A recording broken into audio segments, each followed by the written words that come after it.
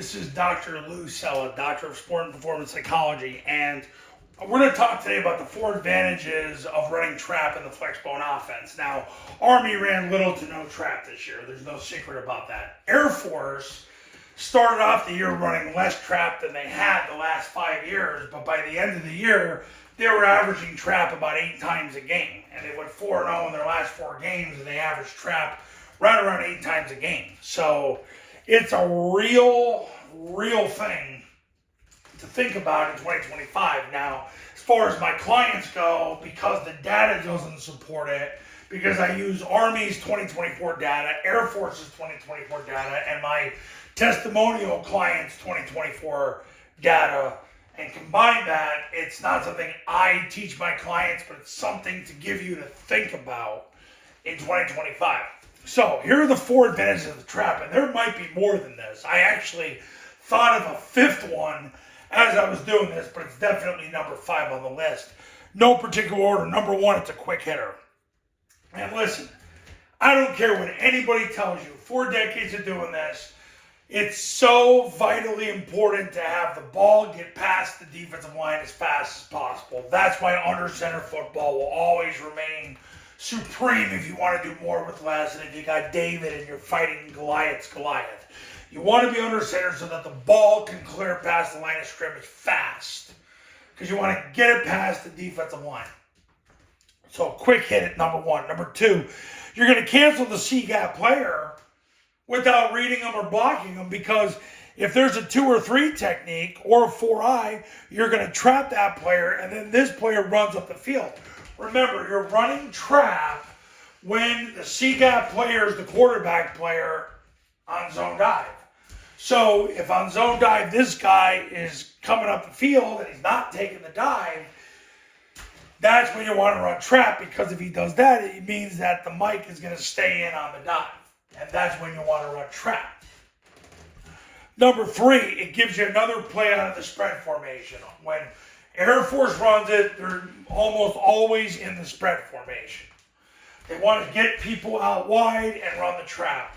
When Army runs it, they didn't run much this year, but when they did, they're in the spread formation. So it's another play out of the spread formation you can run, because right now the only real spread formation plays are mid-triple and switch, which is enough, because mid-triple, you can go either way, because in the spread formation, they don't know if you're going inside, off tackle, outside with the ball. The defense dictates it, but it doesn't matter. You can go inside, off tackle, or outside with the ball. And the switch concept, they don't know if you're going either to the one quadrant or the other quadrant, so, or at what side you're going. So you're only running 2 concepts in the spread formation, but the ball could go almost anywhere in 53 1/3 and vertical. So that's the beauty of it. Number 4, the element of misdirection. Air Force ran a lot of twirl motion with the trap this year. So what happens is the cadence is down, ready, set, hut. On the wind ready, the A-back would hammer double drive.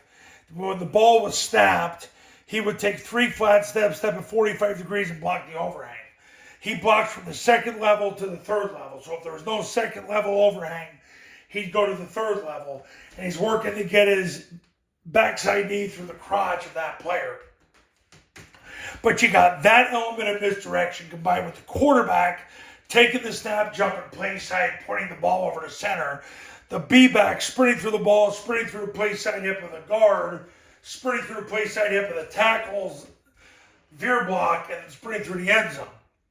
Then you got the pitch here, but after the B-back clears, the quarterback steps with his right foot back, left foot back, turns his belly button to the line of scrimmage, and accelerates. So it gets this guy to misfit, because if he's not disciplined enough to just take the B-back, then what ends up happening is he runs himself out of the play, and that's where you get the misfit. But the other thing that happens too is, even if he is taking the B-back, he over pursues and misfits, gets ear-rolled, and the ball goes off the guard or the tackle's block off the ear hole. So you get a quick hitter, C-gap player canceled without reading or blocking him. That's another play to run out of the spread formation. You get misdirection. The other thing too is It's a constraint where you don't have to run your quarterback, which I know a lot of guys like. So, if I gave you 5, there's 5. But we're going to go with 4 for the video. The 4 advantages of trap.